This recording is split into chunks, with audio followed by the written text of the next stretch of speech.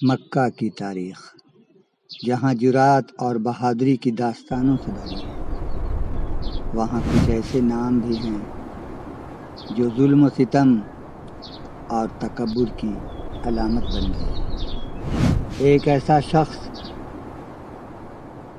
جسے اہل مکہ اس کی دانائی کی وجہ سے ابو الحکم کہتے تھے، مگر اس کی ضد اور ہٹ دھرمی نے اسے تاریخ میں ابو جہل بنا دیا۔ یہ داستان ہے اس شخص کی جس نے حق کو پہچاننے کے باوجود صرف اپنی سرداری بچانے کے لیے اسلام سے دشمنی مول لے لی۔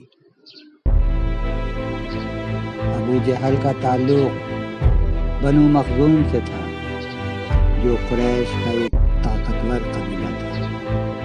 وہ انتہائی مالدار، با اثر اور روبدار سردار تھا۔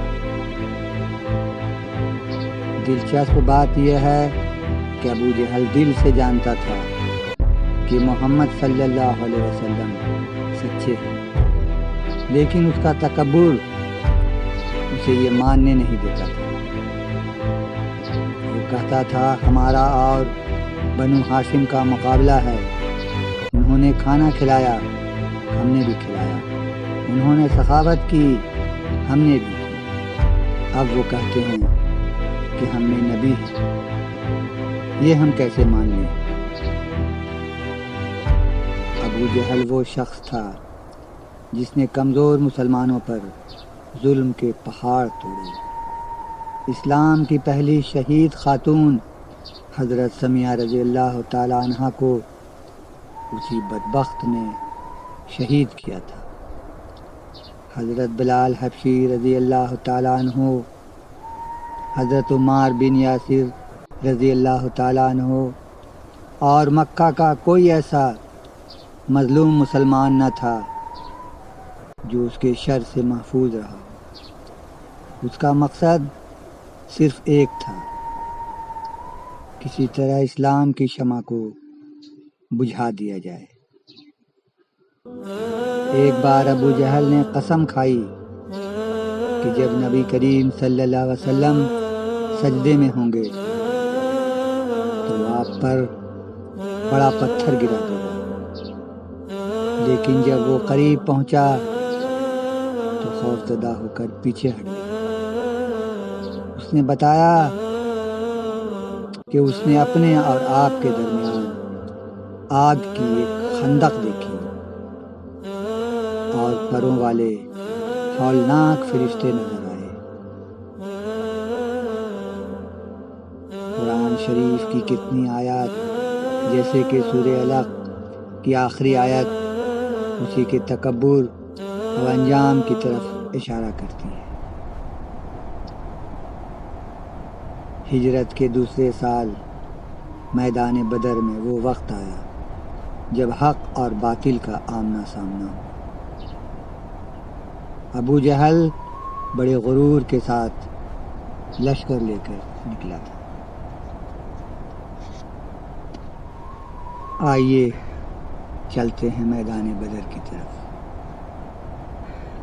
حضرت عبد الرحمن بن عوف رضی اللہ تعالیٰ عنہ بیان کرتے ہیں کہ میں جنگ بدر کے دن صف میں کھڑا تھا۔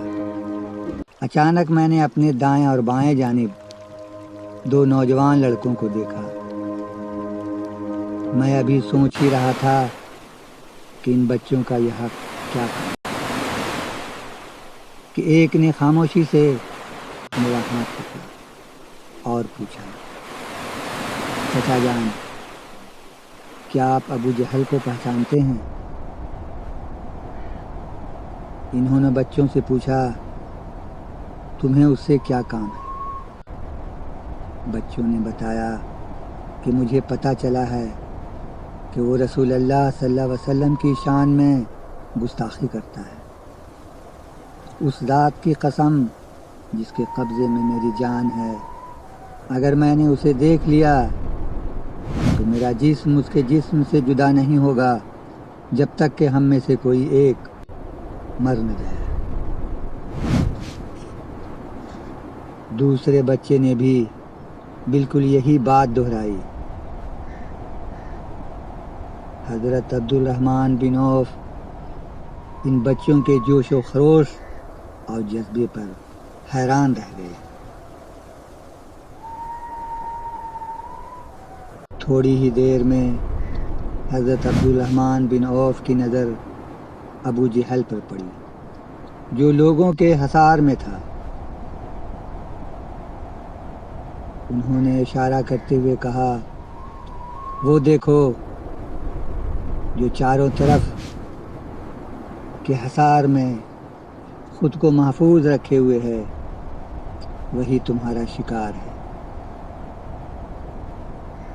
اشارہ پاتے ہی دونوں بچے عقاب کی طرح جھپٹے اور دشمنوں کی صفوں کو چیرتے ہوئے ابو جہل تک پہنچ گئے۔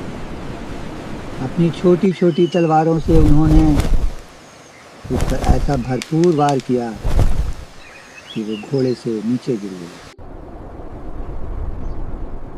حضرت معاذ بن عمرو نے ابو جہل کی ٹانگ پر وار کیا، جس سے وہ کٹ گئی۔ اسی درمیان ابو جہل کے بیٹے اکرمہ نے معاذ کے کندھے پر وار کیا، جس سے اس بچے کا ہاتھ لٹک گیا، لیکن اس نے اسی حالت میں لڑنا جاری رکھا۔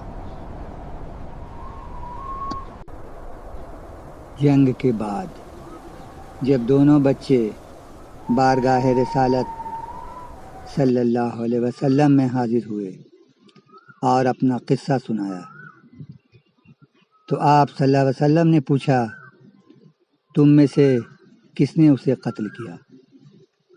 دونوں نے بیک زبان کہا کہ میں نے مارا ہے۔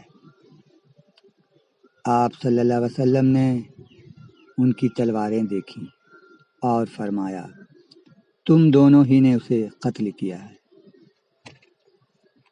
بعد میں زخمی حالت میں پڑے ابو جہل کا سر حضرت عبداللہ بن مسعود رضی اللہ تعالیٰ عنہ نے قلم کیا، لیکن اسے گرانے مجبور اور عاجز کرنے کا صحرا انہی دو کمسن بچوں کے سر جاتا ہے، جنہوں نے عشق رسول صلی اللہ علیہ وسلم میں اپنی جان کی پرواہ نہیں کی۔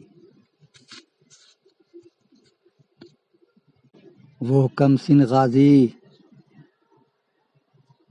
مارکے میں جس کا بازو کٹ کر لٹک گیا تھا اور لڑائی میں رکاوٹ بن رہا تھا، تاریخ گواہ ہے کہ اس کمسن غازی نے اپنے کٹے ہوئے ہاتھ کو پاؤں کے نیچے دبا کر جسم سے الگ کر دیا تاکہ اپنے مشن کو پورا کر سکے۔